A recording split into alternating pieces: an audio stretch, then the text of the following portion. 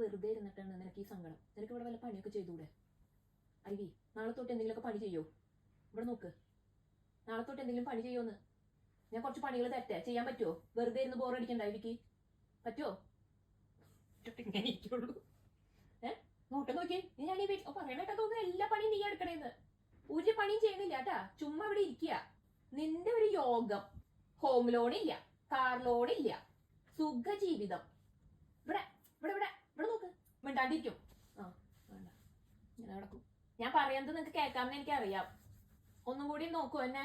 Car ലോണും home ലോണും അല്ല, വേറെ നല്ല കാര്യങ്ങൾ പറയാം നമുക്ക്. എന്നാൽ നീ നാളെ തൊട്ട് ഭക്ഷണം ഉണ്ടാക്കിക്കോ. ഫുഡ് ട്രീറ്റ് ഒക്കെ അത് കേൾക്കാല്ലേ?